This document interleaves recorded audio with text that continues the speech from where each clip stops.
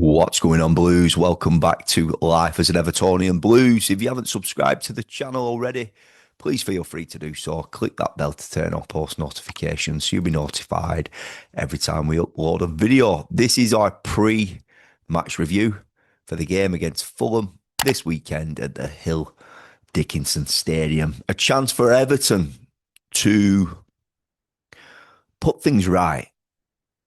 And I mean, put things right over a 90-minute game. Listen, it's impossible to control and dictate a game for 90 minutes. It's not impossible, but for where we are, we've seen Everton recently play well for 25 minutes, for half an hour, for 45 minutes, and then go off the boil. Panicking games, almost become vulnerable from being in control. And it was so evident to see that against Sunderland, where Everton really controlled the game for that first 25 to 30 minutes. Fell away towards the end of the first half and then really lost not so much shape, but control of the football. And we're making it difficult for ourselves. We're doing that by not being ruthless in front of goal. We are creating opportunities, but we're not putting them away. You know, we had massive chances to take the lead against Man City. You know, and there's been games as well where, you know, Everton haven't started well. Liverpool was the game off top of my head where we were slow. We almost gave Liverpool a 2-goal head start. You know, the game against Tottenham, we fell asleep at set pieces on corners. And we've been crying out for better in-game management from David Moyes. We've been asking for changes in the 11. And we have to be getting to that stage. Moyes has to be looking at different options because it's becoming predictable Everton. And I don't like coming on here and being negative. I'm just being honest and how I see the game of football and how I see Everton shaping at the minute, how we're playing. He said today in his press conference, Tyler Diblin needs to up his levels. But what levels are Dwight McNeil playing at to get in that side and show the levels that he did when he came on? Those levels were below levels. You know, and this lad is a £42 million player. The lady Julie in the press conference today, I have to say, she asked the best questions.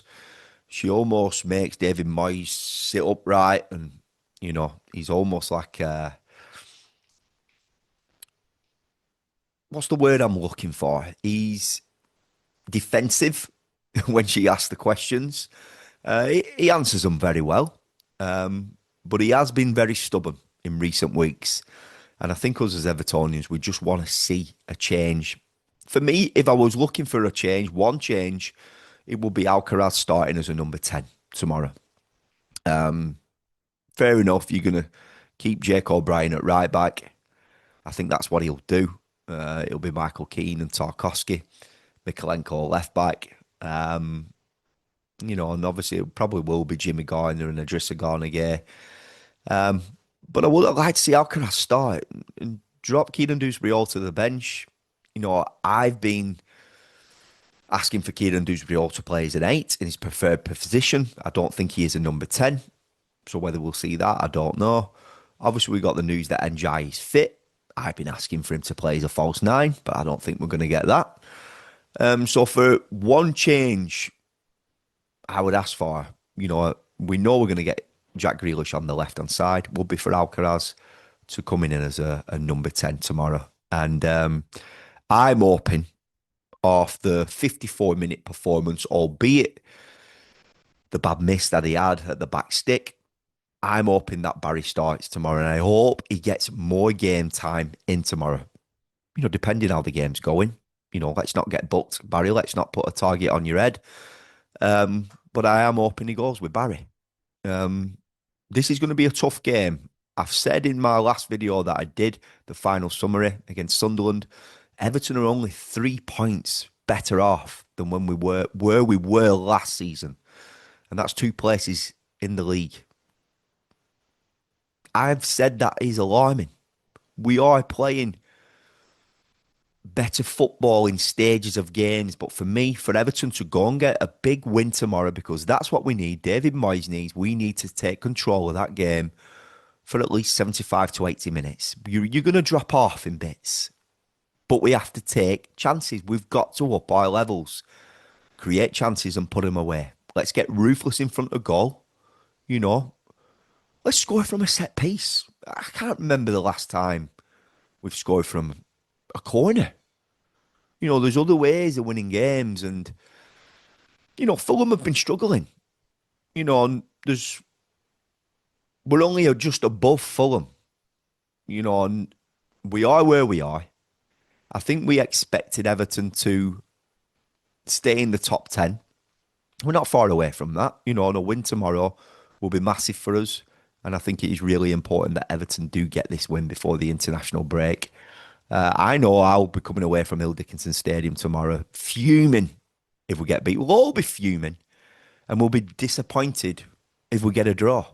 Nothing but 3 points from me. And I'd like to add, I want to see a performance. Not just a win, I want to see a performance. So Blues, I'm going to leave this one there. I got this yesterday from Legends Memorabilia in the Trafford Centre, signed Jack Grealish. I got it for Jude for his bedroom. Go and check them out, Blues. Get over to Trafford Centre. I know it's Manchester, but it's a really good shop. And there's loads of stuff in there at the minute for Everton, all signed from the 85 and the shirts and Pickford, and there's loads of different pictures. So, yeah, I got that for Jude yesterday. It's going in his bedroom. So I just thought I'd mention that on the channel. Legends Memorabilia at the Trafford Centre. I really enjoy going in that shop. There's loads of stuff. I'm a massive Rocky fan, and there's loads of stuff of his. So I'll be paying another visit again before Christmas. But yeah, just wanted to chuck that in there. So Blues, subscribe to the channel. If you haven't done so already, click that bell to turn on post notifications. Up the toffees. It's a massive game tomorrow. It really, really is. Even at the early stage where we're at in the season. And I think it's just because there's been some lackluster performances. There's been mistakes. And there's been games where, we've been kicking ourselves as fans. Why have we not come away with the 3 points? West Ham were one, Villa was another. And against Sunderland, there's a lot of points Everton have dropped from the positions we've found ourselves in games. Boys, I'm going to leave this one there. I'll see you in the next one. Up the toffees.